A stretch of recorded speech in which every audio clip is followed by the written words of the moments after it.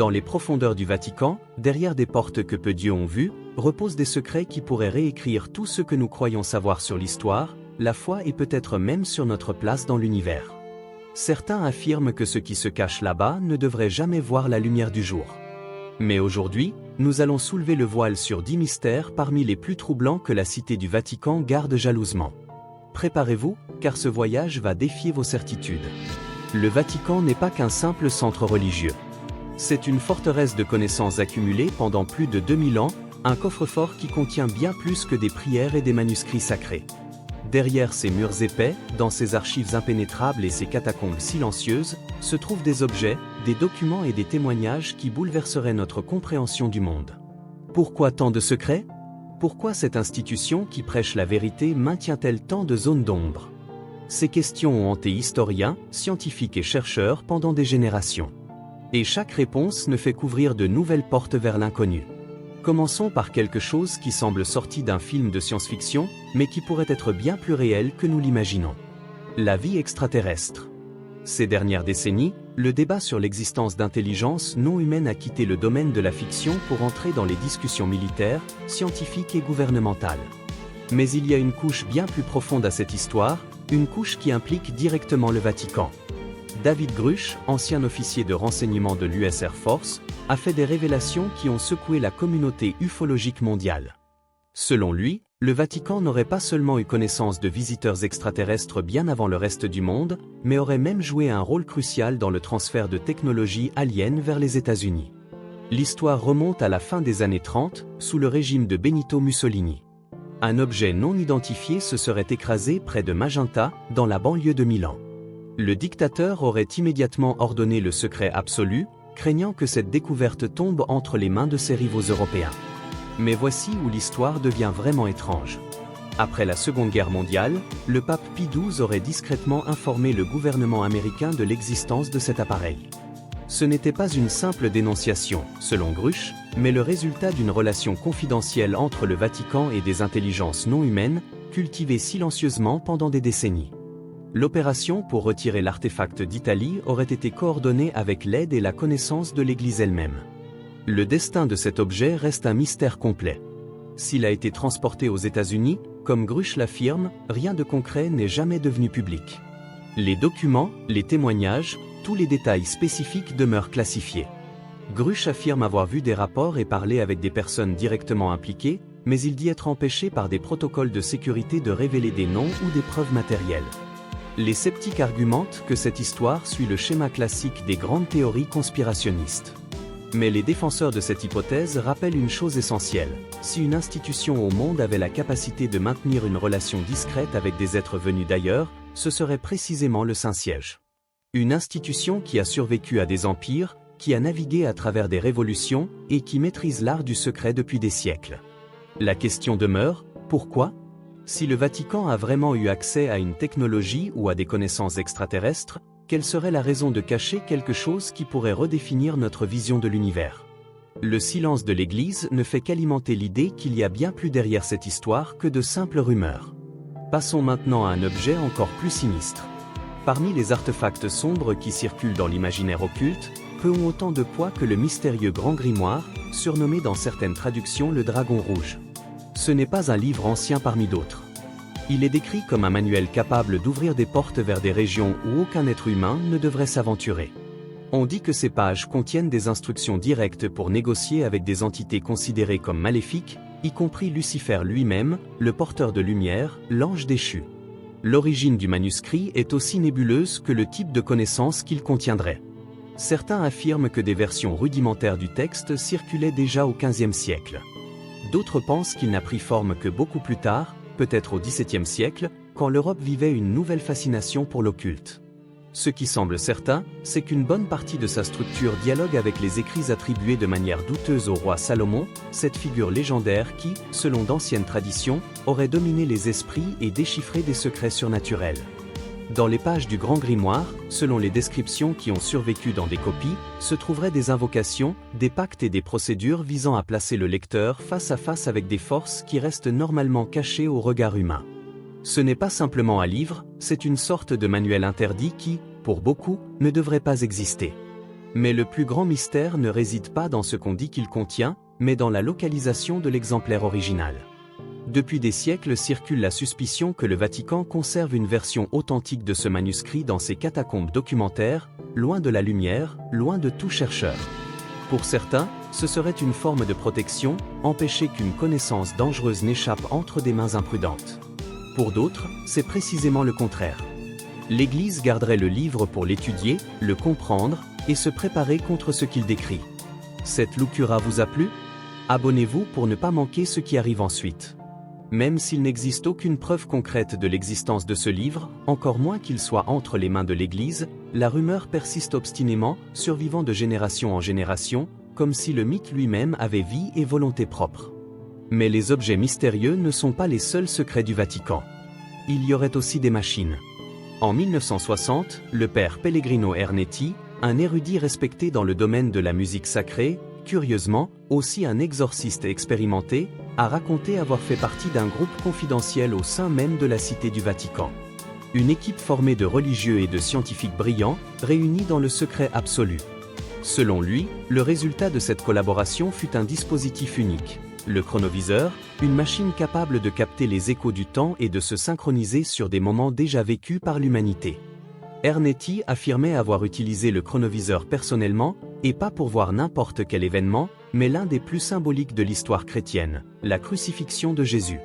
Il disait avoir assisté à la scène complète et même avoir réussi à enregistrer une photographie. L'image a circulé pendant quelques années, mais n'a jamais passé de vérification sérieuse. Pour beaucoup, elle ressemblait à un montage. Pour d'autres, c'était la preuve que personne ne voulait valider. Cependant, aucun autre membre n'aurait vu le dispositif. Aucun document officiel n'est apparu. Et le Vatican, comme toujours quand quelque chose échappe à son contrôle narratif, est resté dans un silence absolu. Il ne confirme ni ne dément, laissant simplement l'histoire flotter seule. Pourtant, la légende a trouvé un terrain fertile dans les groupes de recherche paranormale. Certains voient le chronoviseur comme une arme potentielle, un instrument capable d'altérer le concept même de vérité historique. Imaginez quelqu'un utilisant une telle machine pour prouver n'importe quoi, ou pour créer des témoignages impossibles à réfuter. Maintenant, sortons des archives et regardons ce qui se trouve juste sous nos yeux. Au cœur de la place Saint-Pierre, là où des foules se rassemblent pour recevoir les bénédictions papales, se dresse un monument qui semble romain, chrétien, originellement vatican dans chaque détail. Pourtant, en réalité, il appartient à un monde complètement différent. L'obélisque qui domine le centre de la place n'est pas né à Rome. Il a émergé sur les rives du Nil, bien avant l'existence du christianisme, de l'Empire ou du Vatican. Ce monolithe de plus de 3000 ans fut autrefois un pilier sacré dans l'ancienne Héliopolis, la cité égyptienne dédiée au culte solaire. À son apogée, il a été témoin de rituels pharaoniques, de prêtres invoquant des divinités et de pèlerins cherchant la lumière de Ra. C'était un symbole de pouvoir spirituel, un rappel silencieux de l'obsession humaine à toucher le divin. Mais des siècles plus tard, le destin de l'obélisque a pris un tournant inattendu. Au 1er siècle après Jésus-Christ, l'empereur Caligula, connu pour sa cruauté et son extravagance, a décidé que cet artefact millénaire devrait servir d'ornement à Rome. Il a fait construire un navire colossal uniquement pour le transporter à travers la Méditerranée, comme s'il s'agissait d'un trophée arraché à un monde ancien. À son arrivée, il installa l'obélisque dans le cirque de Néron, théâtre de persécutions sanglantes où les premiers chrétiens étaient exécutés sous les applaudissements. Selon les traditions anciennes, Pierre lui-même, considéré comme le premier pape, aurait été martyrisé là, dans l'ombre de cette même colonne égyptienne. Avec le temps, les structures du cirque se sont effondrées, mais le sol autour s'est transformé en quelque chose de sacré, un cimetière de martyrs. C'est là que plus tard surgit la basilique Saint-Pierre. Ainsi, l'obélisque qui avait autrefois servi le culte solaire et ensuite été témoin de la violence contre les premiers chrétiens, finit par devenir partie intégrante du cœur symbolique de l'Église. Sous cette même basilique grandiose existe un second Vatican, beaucoup plus ancien, silencieux, avec une atmosphère imprégnée de mystère. Ce n'est ni une salle ni des archives secrètes, mais une véritable ville souterraine, une nécropole gigantesque cachée à plusieurs niveaux sous le sol actuel de la basilique, où le passé repose en couches superposées. Quand les archéologues sont arrivés là, ils ont trouvé un cimetière romain du 1er siècle après Jésus-Christ, un lieu où des citoyens païens enterraient leurs morts avant même que le christianisme existe comme force sociale. Des tombes décorées avec des symboles classiques, des inscriptions latines et des offrandes aux dieux de l'époque révèlent un monde complètement distinct de ce qu'on voit aujourd'hui en surface. Au-dessus de cette couche la plus ancienne, une autre surprise, des sépultures du 5e siècle, période où Rome vivait une grande transition spirituelle. Là, des symboles de croyances différentes partagent le même espace. Des figures mythologiques païennes cohabitant avec des croix chrétiennes, comme si elles enregistraient le moment exact où une foi se superposait à une autre. C'est un portrait rare de la rencontre entre traditions qui, pendant des siècles, ont façonné le continent européen. Et comme si tout cela ne suffisait pas, les chercheurs ont découvert qu'avant l'existence de la basilique Renaissance, il y avait déjà une église médiévale construite sur ce même sol funéraire. Ce détail change complètement la perspective sur le lieu. Il indique que bien avant que les coupoles de Michel-Ange ne dominent l'horizon de Rome, l'endroit était déjà considéré comme sacré. La basilique moderne, louée comme un chef-d'œuvre de la chrétienté, n'est que le sommet d'une montagne d'histoire empilée sur des millénaires. Vous supportez encore ? Activez la cloche maintenant. Au cœur de cette montagne se trouve la zone où beaucoup croient que reposent les restes de Saint Pierre, l'apôtre qui aurait été martyrisé dans les environs. L'authenticité de la tombe génère encore des débats, mais son importance symbolique est indéniable. Après tout, c'est à partir de cette croyance que la plus grande église du monde fut érigée. Et c'est précisément cette découverte qui mène à l'un des secrets les plus étonnants du Vatican. Bien avant 2013, avant que la place Saint-Pierre ne devienne le théâtre de transmissions mondiales et de pèlerinages fréquents, un secret reposait déjà silencieux sous plusieurs tonnes de pierre. Pour comprendre l'importance de ces 8 fragments exposés publiquement pour la première fois, il faut remonter près de 2 millénaires. Vers l'an 64 après Jésus-Christ, pendant la persécution de Néron, Pierre, qui était déjà âgé, aurait été exécuté dans le cirque de l'empereur, sur la colline du Vatican. Son corps, selon la tradition, fut enterré là même, dans une sépulture simple, marquée discrètement pour éviter les profanations. Pendant des siècles, des chrétiens sont revenus à cet endroit, laissant des inscriptions rudimentaires qui révélaient plus qu'une dévotion, un effort silencieux pour préserver la mémoire de l'apôtre. Avec le temps, le lieu fut englouti par des constructions successives. La tombe originale fut couverte par un mémorial au IIe siècle, puis par un petit sanctuaire au IVe, et finalement par la basilique constantinienne, la première des grandes églises érigées sur place. Là, sous des couches de marbre et d'histoire, la tombe tomba dans l'oubli. En 1939, quand le pape Pie XII autorisa la réforme du sous-sol de la basilique, personne n'imaginait que ce travail d'ingénierie ouvrirait les portes à l'une des plus grandes découvertes archéologiques du christianisme.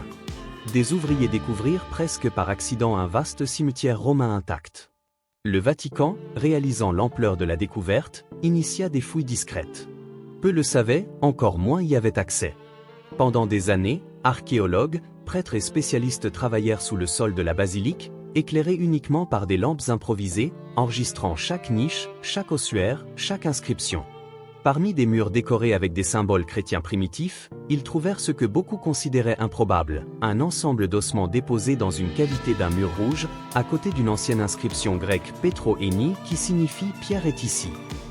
C'était un indice puissant, mais pas encore concluant.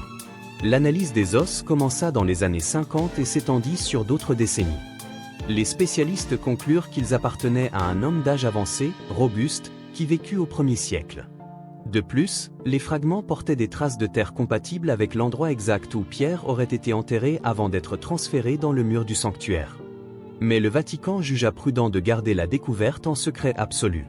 Publier quelque chose sans certitude pourrait générer une crise gigantesque. C'est pourquoi on opta pour attendre de nouvelles méthodes scientifiques pour renforcer les conclusions. Ce n'est qu'au XXIe siècle, avec les avancées en analyse médico-légale, datation et études archéologiques, que le Saint-Siège se sentit en sécurité pour faire un pas qui avait été reporté pendant 70 ans. Et puis, le 24 novembre 2013, sous le soleil de la place Saint-Pierre, la petite boîte de pierre fut ouverte au monde. Pour beaucoup, c'était simplement une cérémonie. Pour d'autres, un retour aux origines de la foi. Pour les historiens, les archéologues et les gardiens silencieux des archives, cela signifiait la clôture d'une histoire commencée au 1er siècle. Les fragments exposés n'étaient pas que des reliques. Ils représentaient une trajectoire de persécution, de culte secret, de migration de tombes, d'investigation clandestine et de prudence institutionnelle. C'était finalement l'histoire racontée sans rideau. L'exposition publique des os ne clôt pas le mystère. Au contraire, elle le rend plus vaste. Chaque fragment porte non seulement la présence possible de l'apôtre, mais la mémoire de tous ceux qui, pendant 2000 ans, ont risqué leur vie, leur carrière et leur réputation pour préserver, investiguer et finalement révéler au monde ce qu'ils croyaient être le témoignage physique du premier chef de l'Église. Mais tous les mystères du Vatican ne concernent pas le passé lointain. Certains sont bien plus récents et tout aussi troublants. En 1978, l'année qui entrera dans l'histoire comme l'année des 3 papes, l'Église catholique vécut un séisme qui résonne encore aujourd'hui dans les couloirs de la cité du Vatican. Jean-Paul Ier, élu comme une nouvelle lumière pour une papauté marquée par des défis, régna pendant seulement 33 jours. Un pontificat extrêmement bref, mais inoubliable. Sa mort soudaine, survenue dans la nuit du 28 septembre, ouvrit un chapitre qui mêlerait perplexité, suspicion et lacunes qui ne furent jamais complètement comblées.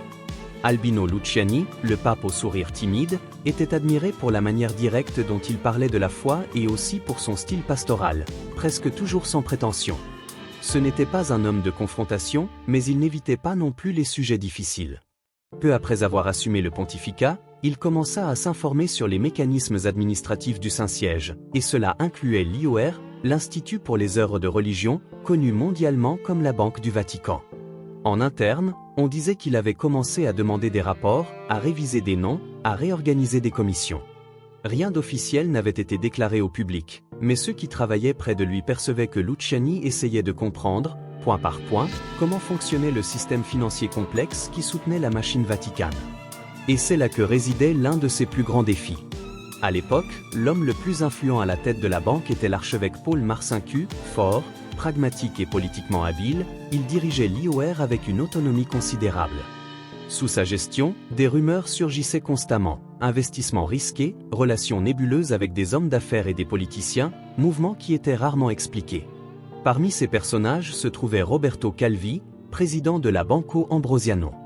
La relation étroite entre l'Ambrosiano et l'IOR soulevait des suspicions depuis le début, mais en 1978, peu de personnes avaient une notion claire de la profondeur de ces connexions. Calvi, en outre, appartenait à l'influente et controversée loge P2, impliquée dans des scandales politiques et financiers qui ne seraient complètement exposés que des années plus tard. C'était un échiquier complexe, des banques au bord de l'effondrement, des réseaux d'influence politique et une institution religieuse tentant de comprendre jusqu'où allaient ses propres responsabilités. Quand Jean-Paul Ier mourut, l'explication officielle vint rapidement, crise cardiaque pendant le sommeil. Mais les documents, témoignages et divergences internes rendirent le récit confus. Certains affirmaient qu'il jouissait d'une bonne santé. D'autres décrivaient un homme fragilisé par le rythme accéléré de ses premiers jours de pontificat. L'absence d'autopsie, qui aurait dû être faite immédiatement, n'a fait qu'augmenter la sensation que quelque chose d'essentiel est resté sans réponse. Depuis lors, érudits, journalistes et historiens tentent de reconstruire avec prudence les pas de Jean-Paul Ier durant ce dernier mois. Que voulait-il réformer? Jusqu'où avaient avancé ses investigations internes? Et le plus important, qui aurait été affecté par ces possibles changements? Mais le Vatican ne garde pas seulement des secrets modernes. Il possède aussi des objets qui défient la frontière entre foi et histoire. Parmi les reliques qui traversent les générations, peu éveillent autant de curiosité que le suaire de Turin. Ce n'est pas simplement un tissu préservé par le temps. C'est une énigme qui combine foi, science et histoire. Au fil des siècles, le tissu a accumulé théories, dévotions et controverses. Selon la tradition chrétienne, le suaire aurait enveloppé le corps de Jésus après sa crucifixion. Sur la fibre jaunâtre du lin, on voit la silhouette subtile d'un homme blessé d'une manière compatible avec les récits bibliques, hématome, marque de flagellation et le contour d'une blessure sur le côté du thorax. L'existence documentée du suaire apparaît officiellement en 1354 dans la France médiévale, période où les reliques comme celle-ci étaient intensément disputées et vénérées. Pendant des siècles, des érudits ont tenté de percer son origine. En 1988, le monde suivit avec expectative la datation par radiocarbone réalisée par 3 laboratoires indépendants. Le résultat semblait définitif, le tissu datait du Moyen Âge, possiblement entre les XIe et XIIIe siècles. Pour beaucoup, cela clôturait la discussion. Le suaire serait une création postérieure, peut-être fruit de rituels dévotionnels, peut-être une œuvre d'art symbolique faite pour représenter la souffrance du Christ. Mais l'histoire ne se laisse pas clore si facilement. Parmi les chercheurs qui ont maintenu la discussion vivante se trouve Barbara Frall, historienne liée aux archives apostoliques du Vatican. Dans ses études, utilisant des techniques avancées d'analyse d'images, elle a rapporté avoir trouvé des traces presque imperceptibles d'inscriptions dispersées sur la surface du tissu, des traits si fragiles qu'ils semblaient de simples taches à l'œil nu. Ces fragments, selon son interprétation, incluent des mots en grec, latin et hébraïque, répétant de façon dispersée une identification, suaire funéraire de Jésus de Nazareth. L'idée de Frale part de pratiques romaines enregistrées dans d'autres sources historiques.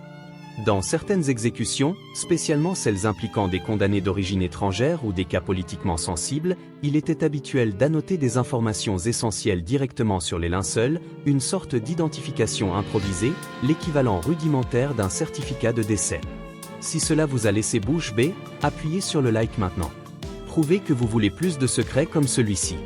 Selon cette théorie, le suaire de Turin n'aurait pas seulement enveloppé un corps, mais aurait aussi porté, écrit à la hâte, l'enregistrement de la mort d'un prisonnier spécifique. Cependant, comme c'est presque toujours le cas avec les études sur le suaire, la proposition de Frale n'a pas atteint le consensus. Les spécialistes divergent sur l'interprétation des marques, sur la fiabilité des techniques de lecture et même sur l'existence réelle de telles inscriptions. La relique demeure à un point singulier entre histoire et dévotion, où chaque nouvelle recherche semble ouvrir une porte, jamais la fermer. Caché entre les anciennes structures de pierre et les hauts murs qui entourent le Vatican, il y a un passage que presque personne ne remarque. Un chemin silencieux qui parcourt le périmètre fortifié. On l'appelle le Passetto di Borgo, ou plus dramatiquement, le tunnel de fuite du pape. De l'extérieur, il semble commun, juste un long mur de pierre, comme des centaines d'autres défenses médiévales éparpillées à travers l'Europe. Mais à l'intérieur existe un corridor étroit qui s'étend sur près de 800 mètres, reliant le Vatican directement au Castel Sant'Angelo, l'ancien mausolée de l'empereur Adrien, plus tard transformé en forteresse et sanctuaire papal. La construction du Passetto di Borgo commença au IXe siècle, à l'époque de Nicolas III, et prit plus d'un siècle pour être achevée. Ce fut plus qu'un exploit d'architecture. Ce fut une déclaration stratégique qu'en temps d'instabilité, le chef de l'Église avait besoin d'une route d'évasion.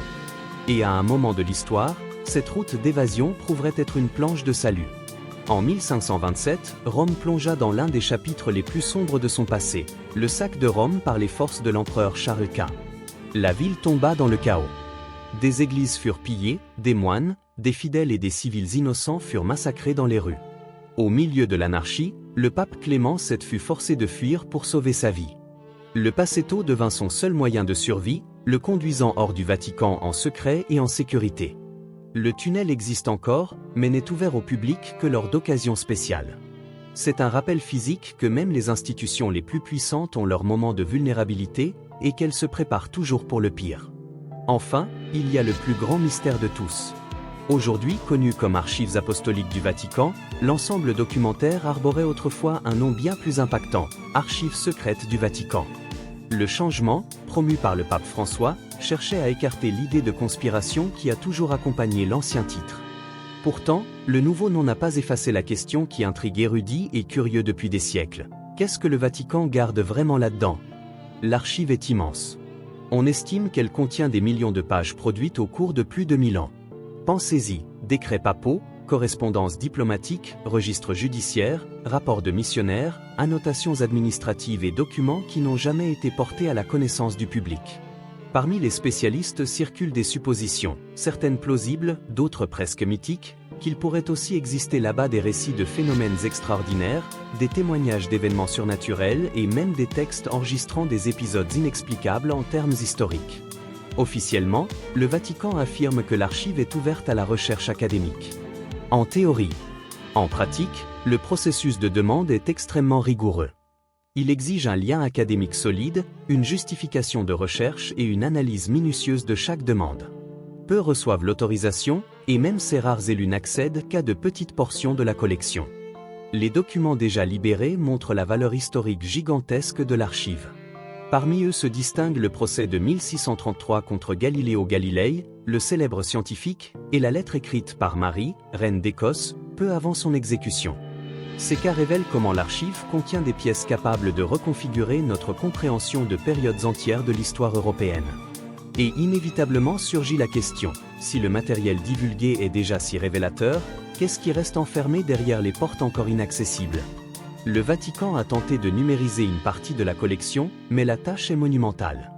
La quantité de documents est si grande que le progrès avance à pas lents. De plus, des érudits croient que précisément les registres les plus sensibles, ceux qui traiteraient d'événements anormaux, de crises internes ou de récits hors du schéma historique standard, continuent d'être réservés à un cercle très restreint. Donc, malgré le changement de nom et certaines ouvertures récentes, les archives apostoliques demeurent enveloppées dans un équilibre fascinant entre l'histoire enregistrée et un silence institutionnel. Un lieu où le passé est préservé, mais jamais totalement révélé. Ce que nous venons de parcourir n'est qu'une fraction de ce qui dort dans les profondeurs du Vatican. Chaque secret révélé soulève 10 nouvelles questions. Chaque document libéré suggère 100 autres encore cachés. La vérité est que le Vatican n'est pas simplement une institution religieuse. C'est un gardien de l'histoire humaine, un conservateur de mystères qui s'étendent de l'Égypte ancienne aux confins possibles de l'univers. Que ce soit la technologie extraterrestre, les grimoires interdits, les machines temporelles, les tunnels secrets ou les archives impénétrables, une chose reste claire, il y a bien plus entre ces murs que ce que l'œil peut voir. Et peut-être, certaines choses sont destinées à rester cachées. Pas par crainte de la vérité, mais parce que certaines vérités changent tout. Like si cela a changé votre journée. Abonnez-vous au club de ceux qui connaissent la vérité. Qu'avez-vous pensé de ces révélations? Quel secret vous a le plus troublé? Partagez vos pensées dans les commentaires. Votre perspective enrichit toujours la discussion. Et si vous voulez plonger encore plus profondément dans les mystères de notre monde, il y a une autre histoire qui vous attend, une histoire qui pourrait bien remettre en question tout ce que vous pensiez savoir. À très bientôt.